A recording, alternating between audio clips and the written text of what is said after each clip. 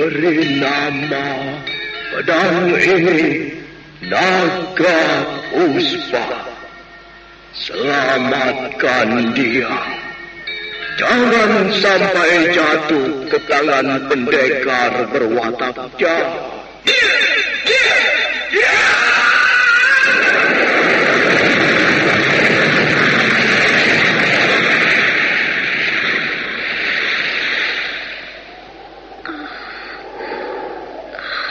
Kakang Kamandanu, kau masih juga tidak percaya bahwa aku mencintaimu. Mesin, maafkan aku, Mesin. Mesin. Mesin!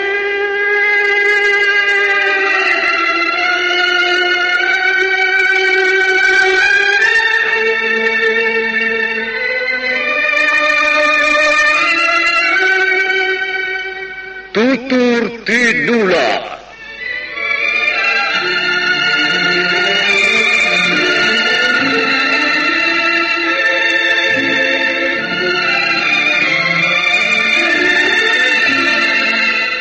Sebuah sandiwara radio serial, produksi Sanggar Cerita dan Teater Sanggar Prativi. Sebuah kisah dengan latar belakang sejarah runtuhnya Singasari dan berdirinya Kerajaan Majapahit.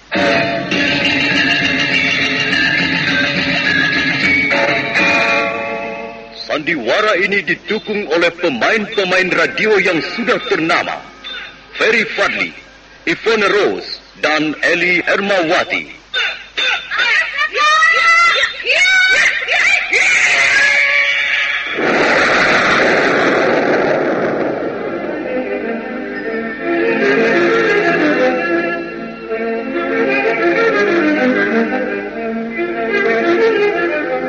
Naskah ditulis dan diolah oleh S. Tijab, hiasan musik dan sutradara C. Ispriyonoka. Kali ini mengetengahkan episode ke-13 dengan judul Geger Pedang Naga Puspa.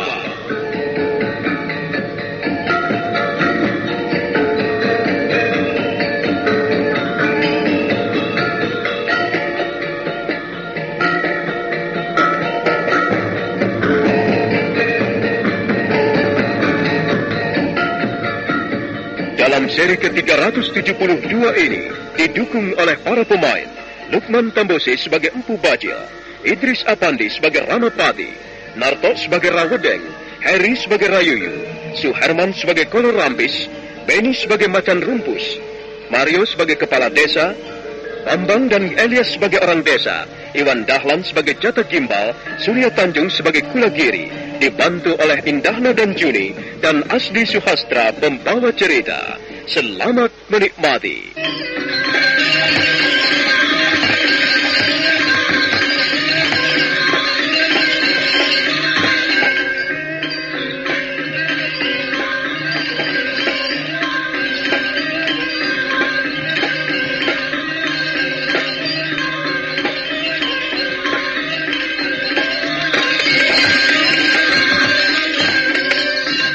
Dalam perjalanannya mencari pendekar syair berdarah, Empu Bajil tiba di desa Banyu Putih.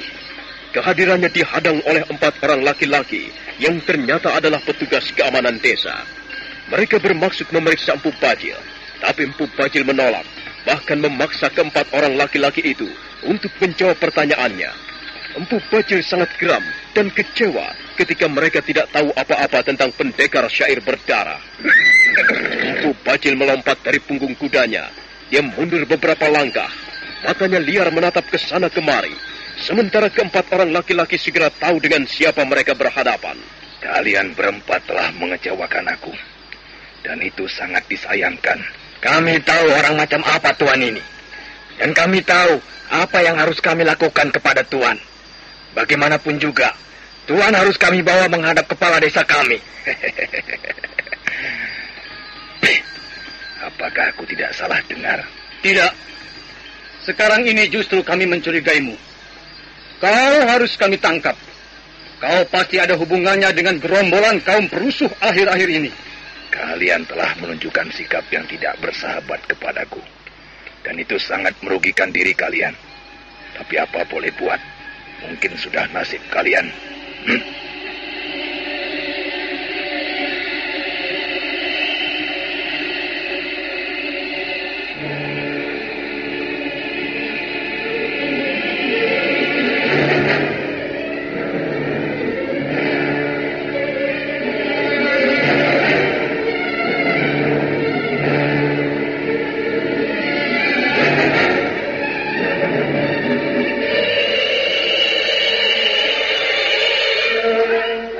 Bajil kemudian membuat kuda-kuda, sementara keempat laki-laki di hadapannya mulai bergerak menyebar.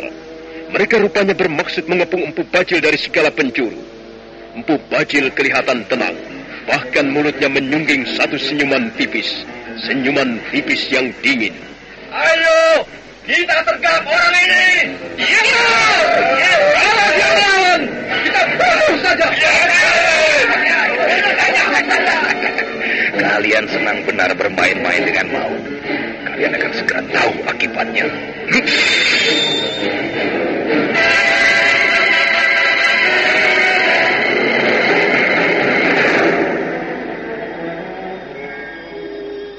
Mendadak keempat orang laki-laki itu ternganga keheran-heranan.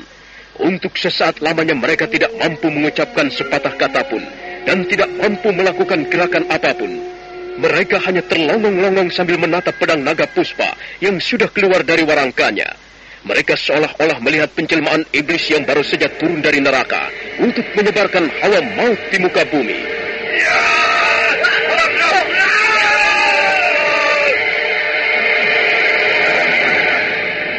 Marilah kawan-kawan, marilah ku antarkan kalian menuju pintu gerbang alam baka.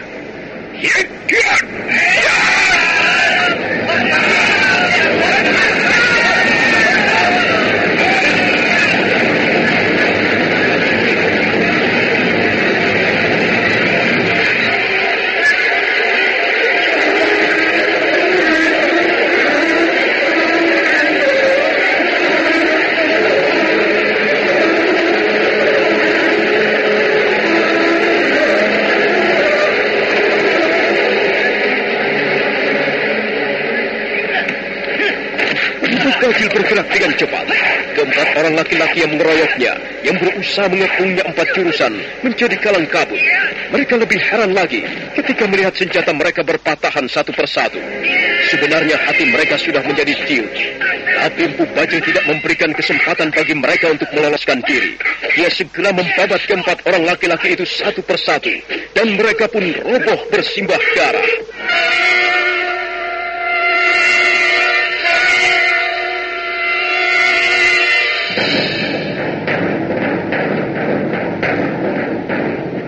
Tidak lebih dari 4 gebrakan pendek, keempat orang laki-laki itu sudah roboh tak bernyawa lagi. Mayat mereka bergelimpangan di tepian jalan. Empu Bajil merasa puas melihat korban-korbannya.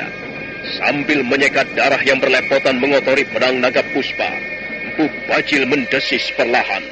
Orang-orang bodoh, orang-orang yang malang. Sekarang kalian tidak bisa menjadi petugas keamanan desa ini lagi. Bukankah itu lebih baik? Kalian tidak perlu bekerja keras. Pedang ampuh ini telah membabat sekaligus 4 orang. Pedang ini telah meminta korban, dan dia akan semakin banyak meminta korban. Dia akan menghisap darah musuh-musuhku. Empu Bajil menyepak kepala salah seorang korbannya. Kemudian matanya berpaling ke arah timur, dan dia melihat fajar mulai menyingsing.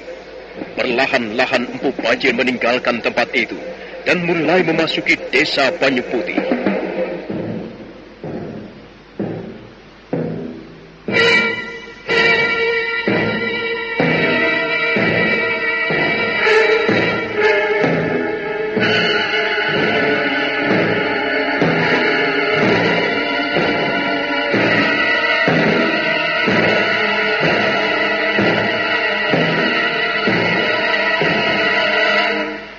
Sementara itu, pada seri sebelumnya dikisahkan, Rawedeng dan Rayuyu berhasil membawa Dewi Sambi yang dalam keadaan tidak sadarkan diri. Mereka terus membawa perempuan pendekar itu menuju kota Majapahit. Mereka tidak menunggu lebih lama. Mereka langsung menemui Sang Ramapati, orang tua asuh mereka. Bagus sekali. Bagus Rawedeng. Bagus Rayuyu. Kalian berdua telah menjalankan tugas dengan baik. Sekarang di mana perempuan itu? Dia kami ikat di luar, Gusti. Di halaman. Dia masih dalam keadaan tidak sadarkan diri, Gusti Ramapati. Apakah luka-lukanya cukup parah? Nampaknya begitu, Gusti. Dia harus diamankan. Itu yang penting. Wanita liar itu adalah seorang pendekar berkemampuan tinggi. Dia bisa berbahaya. Dia bisa bermanfaat untuk kita. Tapi sebaliknya, dia bisa sangat merugikan. Karena itu sebaiknya dia kita jebloskan saja ke dalam penjara. Apakah hal itu dapat kami laksanakan sekarang, Gusti Ramapati? Ya, kalian kerjakan sekarang. Jebloskan perempuan itu ke penjara. Campur dengan para perampok.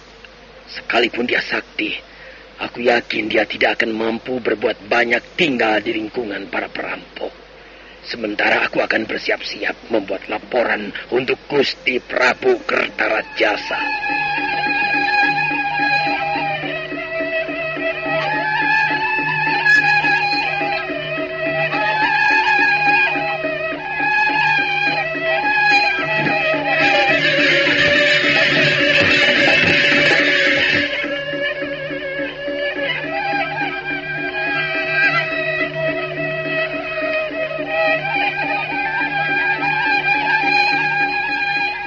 Rawedeng dan Rayuyu segera membawa Dewi Sambi yang masih dalam keadaan pingsan ke penjara. 10 orang prajurit Majapahit mengawal mereka. Penjara itu terbuat dari tembok bata merah. Letaknya di sebelah timur benteng Istana Majapahit. Maka demikianlah, Dewi Sambi dijebloskan ke dalam penjara yang sebagian besar dihuni oleh para perampok, maling, begal ataupun keju.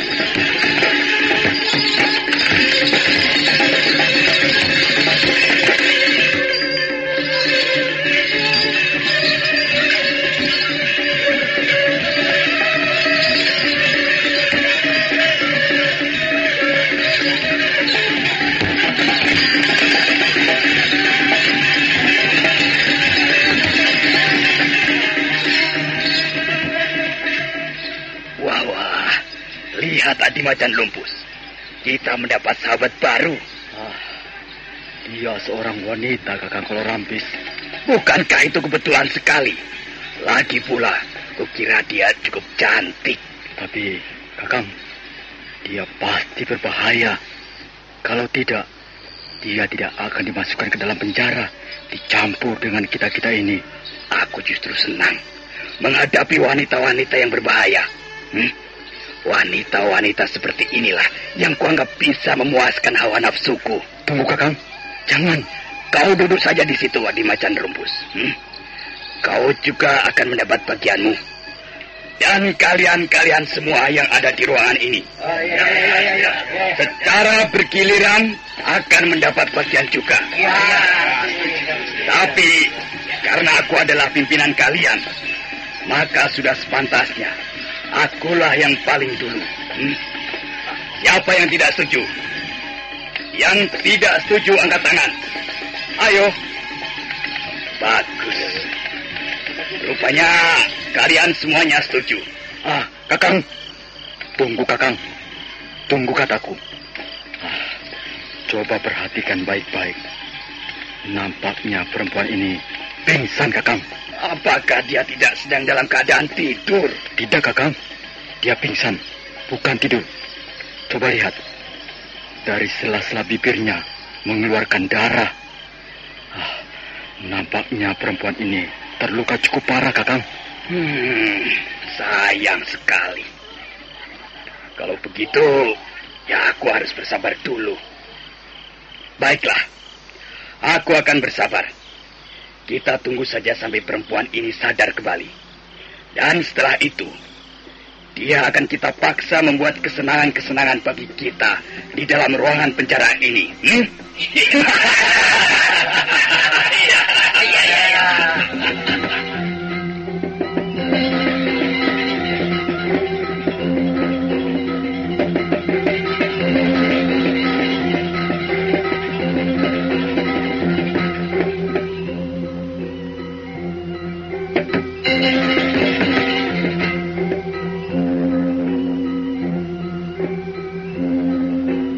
Saudara pendengar, marilah kita tinggalkan sejenak keadaan Dewi Sambi yang dijebloskan ke dalam penjara istana Majapahit. Sekarang marilah kita ikuti perjalanan Empu Bajil. Setelah meninggalkan desa Banyu Putih, Empu Bajil tiba di desa berikutnya, Desa Upabuga.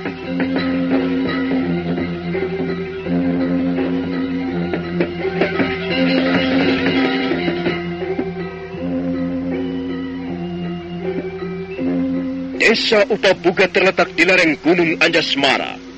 Upabuga artinya kenikmatan. Memang demikianlah watak dari desa tersebut. Warga desanya senang sekali memanjakan dirinya dengan kenikmatan-kenikmatan hidup. Demikian pula kepala desanya tidak ketinggalan. Hampir setiap malam bapak kepala desa mengundang ledek yang cantik-cantik untuk disuruh menari di halaman rumahnya. Maka selanjutnya kepala desa itu berikut para pembantunya sibuk minum tuak sambil menikmati tari-tarian ledek. Malam itu mereka mengundang ledek dari kota Singasari, dan sudah beberapa saat lamanya mereka terbius oleh indahnya tari-tarian si ledek. Waduh. Yang ini hebat sekali. Lenggang-lenggoknya sungguh mempesona. Aduh. Wajahnya cantik, tubuhnya mantap. Dan caranya menari benar-benar menggiurkan. Bagaimana pendapatmu? Maksud Bapak Lurah yang berselendang biru itu? Ya jelas itu. Yang berselendang biru itu. Yang berkonde besar itu. Coba perhatikan. Sepertinya ledek itu belum mempunyai anak. Wah, benar Pak Kepala Desa. Sepertinya masih gadis. Aku tidak mengatakan dia masih gadis. Dia belum mempunyai anak. Lihat saja, badannya itu masih kencang dan wajahnya masih semeringah. Wanita ini seperti buah tersono yang ranum. Kau setuju dengan pendapatku ini? Wah, setuju Pak Kepala Desa. Saya bahkan punya usul. Apa? Bagaimana kalau ledek itu dijadikan selir saja? Aku sudah mempunyai selir 6 orang. Wah, tidak apa. Tambah satu lagi kan tidak apa-apa. Kepala Desa, bagaimana? Tidak perlu. Sebaiknya dijadikan peliharaan saja. Pokoknya mulai malam ini dia harus menjadi langganan kita. Kau yang harus mengatur semuanya. Jangan khawatir Pak Kepala Desa. Saya tahu rumahnya dan saya yakin dia pasti senang menjadi langganan Bapak Kepala Desa. Ketika kepala desa Upabuga sedang sibuk bersenang-senang menikmati tari-tarian bersama para pembantunya, mendadak seorang warga desa datang berlari-larian.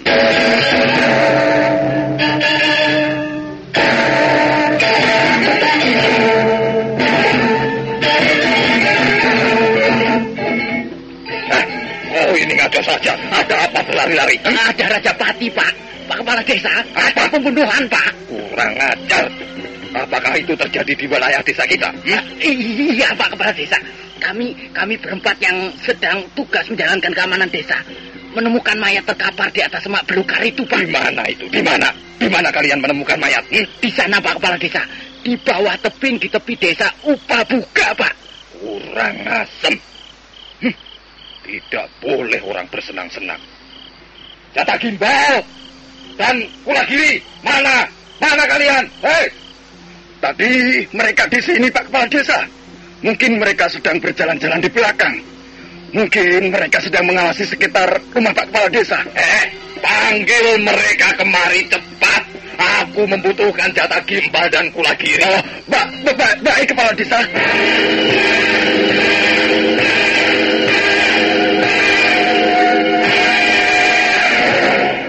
Jata Gimbal dan Kula Kiri adalah dua orang pendekar. Mereka sudah beberapa saat lamanya tinggal di rumah kepala desa Upabuga dan bertindak selaku tukang pukulnya. Jata Gimbal bertubuh tinggi tegap dan sesuai dengan namanya, maka laki-laki itu mempunyai rambut gimbal. Rambut gimbal ialah rambut yang kusut dan acak-acakan dan sedikit keriting. Dia segera datang memenuhi panggilan kepala desa Upabuga bersama temannya yang bernama Kula Kiri. Ada apa, Pak Kepala Desa? Jata Gimbal. Dan kau, Kula Kiri? Iya. Kalian berdua kutugaskan memeriksa seluruh desa Upabuga. Malam ini juga, seorang warga desa melaporkan ada Rajapati. Ada seseorang terbunuh di dekat tebing di tepi desa sana. Hanya seorang yang terbunuh? Ya, tapi sekalipun hanya seorang, aku tidak senang mendengarkan berita ini. Berita seperti ini hanya akan mengganggu cara hidup kita. Aku tidak senang terjadi keonaran di desa Upabuga. Ketika mereka sedang berbincang-bincang tentang peristiwa pembunuhan itu, mendadak 3 orang datang sambil menggotong mayat.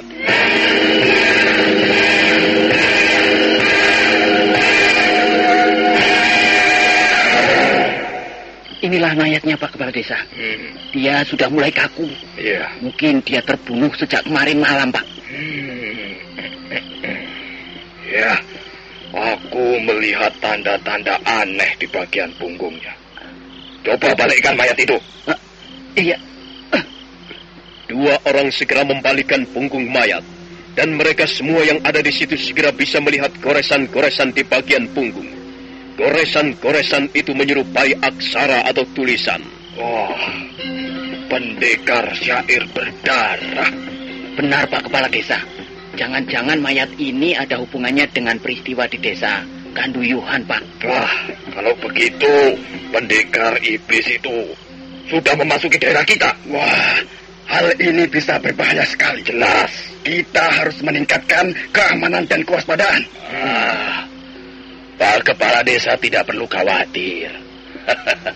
Biar kami berdua yang akan menghadapi pendekar syair berdarah. Benar, Pak Kepala Desa. Biar saya dan Adi Jata Gimbal yang akan menghadapinya. Bagus. Kalau begitu, sekarang juga kalian berangkat untuk memeriksa keamanan di sekitar desa Upabuga. Kalian bisa membawa kuda-kudaku yang terbaik. Dan kau juga. Kalian semuanya kuperintahkan untuk menguburkan mayat ini.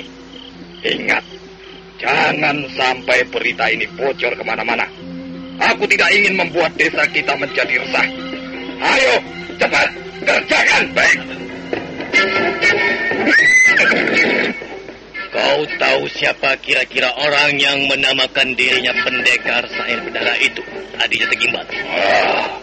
Siapapun orangnya, kita harus menangkapnya. Siapa orang itu? Ada orang duduk di bawah pohon. Ya. Tingkah lakunya cukup mencurigakan. Mari kita temui dia. Ayo.